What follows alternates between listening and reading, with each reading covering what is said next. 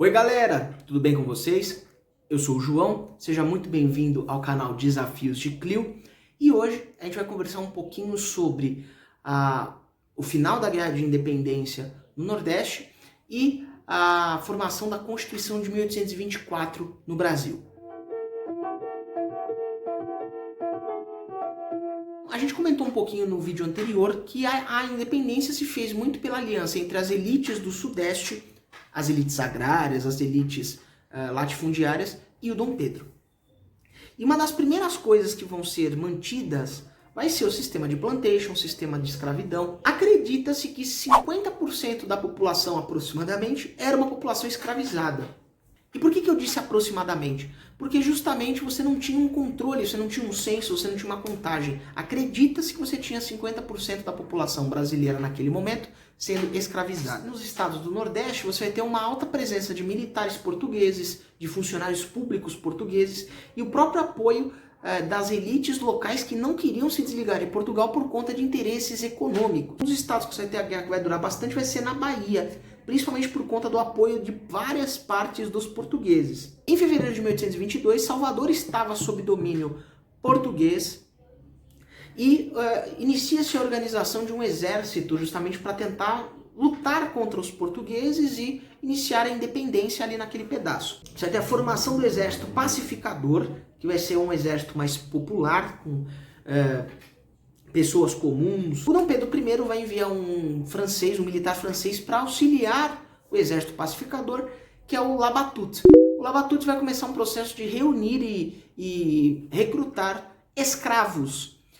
E isso não agradou muito aos senhores de engenho e aos latifundiários, porque isso dava implícito, eles acreditavam que a partir do momento que esses soldados escravos participassem, que eles podiam ser libertos, e que isso poderia ser uma força perigosa para o fim da escravidão naquele pedaço. E o Dom Pedro, atendendo a essa insatisfação das elites baianas, óbvio, ele não ia querer desagradar ninguém, ele é filho de quem ele é, ele vai nomear o José Joaquim de Lima e Silva. E no dia 2 de julho de 1822, as forças do exército pacificador vão avançar sobre Salvador e vão tomar o controle de Salvador. Tanto que essa data é importante, que é considerada a data da independência da Bahia. E é feriado até hoje. E o exército vai conceder a libertação a escravos que sobreviveram aos combates. E só uma observação, não se sabe, não se tem documentação, ou se tem pouca documentação para saber o número de pessoas que foram libertas a partir das guerras de independência. E lembrando que ela vai continuar em outros estados do Nordeste até 1824, que é quando as últimas tropas portuguesas se rendem, certo? Os países estrangeiros vão começar a reconhecer a independência do Brasil. Benin, Lagos, né? Angola também vai reconhecer a independência, por mais que fosse parte do Império Português. As elites angolanas tinham até um projeto de fazer uma independência entre Angola e Brasil, que Angola ficasse independente junto com o Brasil e formassem um único reino. Esse projeto não foi para frente. Os Estados Unidos, junto com o presidente americano James Monroe, vão apoiar a independência do Brasil, tanto que vai ter uma frase famosa que pode ser interpretada de várias formas, que a América para os americanos, e pensando no contexto das independências, era justamente a América é para os povos americanos. Óbvio que com o projeto expansionista dos Estados Unidos ao longo do século XIX, essa frase vai ganhar um outro sentido, que é justamente a América seria um quintal de influência dos Estados Unidos. A Inglaterra, para reconhecer o Brasil como um país independente, vai querer a manutenção dos benefícios acordados pelos tratados de 1808 e de 1810, e também que o Brasil se comprometesse com o abolicionismo e o fim da escravidão. Porque para a Inglaterra poderia ser um potencial mercado consumidor que estava surgindo ali. O Brasil vai aceitar esse acordo, né, e vai se comprometer com o fim da escravidão. E assinam em 1826 os acordos de amizade. Né? E esse abolicionismo vai ser comprometido, eles vão assinar esse compromisso de que vão abolir a escravidão a passos lentos. A Inglaterra vai assinar em 1827 a taxa de livre câmbio, garantindo preços bacanas de impostos para os produtos ingleses, né? E isso vai ter um grande fluxo de mercadorias, tanto as úteis como as inúteis. Úteis no sentido de tecidos, alimentação, produtos manufaturados. Só que os produtos inúteis, por exemplo, aquecedores de carvão, patins de neve, coisas que eram completamente inúteis para o contexto do Brasil. Até 1830, a maior parte dos países com relevância no cenário internacional já tinham apoiado. E só uma curiosidade, em 1831 aprova-se uma lei do abolicionismo justamente para atender aos interesses dos ingleses, só que essa lei não colou. Essa lei foi muito mais para apaziguar os ânimos abolicionistas dos ingleses, e essa lei ficou conhecida como a Lei do Fim do Tráfico para Inglês Ver. E essa expressão virou expressão do cotidiano. Você está fazendo tal coisa, é só para inglês ver. Enquanto todo esse processo estava se desenrolando, o Dom Pedro tinha convocado a Constituinte e em 1823 eles chamam o Dom Pedro para ele avaliar a Constituição. E o Dom Pedro, que era filho de quem ele é, ele não vai ficar satisfeito com essa Constituição. Ele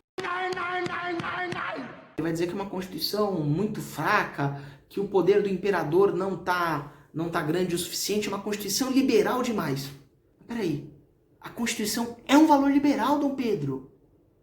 Mas enfim, e aí ele vai ficar irritado, ele fecha a Constituinte, cancela todos os trabalhos, e essa Constituição de 1823 ficou conhecida como a Constituição da Mandioca. Ele vai tentar dar um jeitinho, vai fazer umas vigarices ao modo do pai, e vai impor uma Constituição, que é a Constituição de 1824.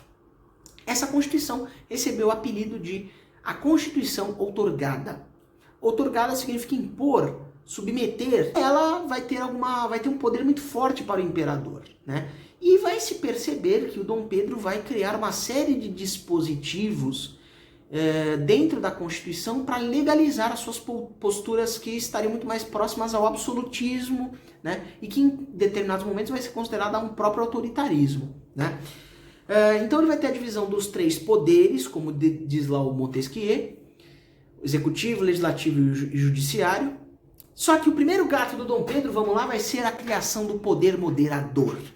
O poder moderador era um poder exclusivo do imperador que garantia a ele a intervenção em setores que ele quisesse dentro dos 3 poderes. Então, na teoria, o Brasil era uma monarquia constitucional, só que na prática você tinha uma Constituição que tinha um poder que dava ao imperador o poder de fazer o que ele quisesse. Então, na prática, você tinha uma monarquia constitucional, absolutista.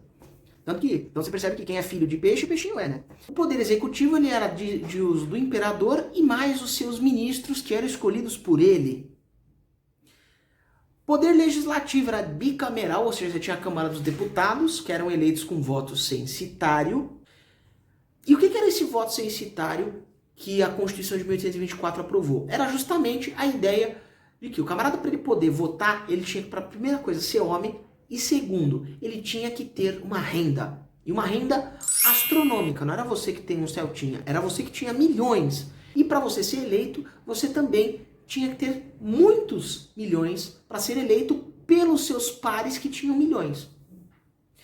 Então, você tinha um grupo de pequenas pessoas que que podia participar da vida política e que estava ligada à Câmara dos Deputados.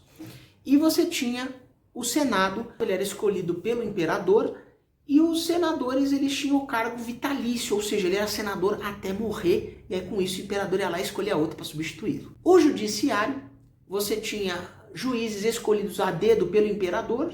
Então, mais uma vez, você não precisava de poder moderador, você tinha isso tudo previsto na Constituição. O catolicismo ele vai ser escolhido como a religião oficial. E a partir do catolicismo ser a religião oficial e que o imperador tinha poder acima de tudo, a Constituição também garantia um dispositivo para o imperador assinar e aceitar a escolha de bispos que a Igreja Católica enviasse. Esse dispositivo ficou conhecido como beneplácito, e isso garantia quem fosse o camarada a ser escolhido para bispo passasse pelo crivo do imperador. Então você tinha uma pequena elite que estava dentro de uma das partes do poder e todos os outros poderes estavam cercados e embrenhados pela vontade do imperador. Então basicamente você tinha o imperador acima de tudo, né? Então Dom Pedro ele foi se organizando e articulando esse poder dessa forma, e Então ele se cercou e manteve na prática esse modelo absolutista. Então, basicamente, filho de João, Pedrinho é. É isso, gente. Comenta aí embaixo se você gostou, deixe seu joinha, compartilha com seus amigos e lembre-se sempre, dúvidas e desafios, chama a Clio.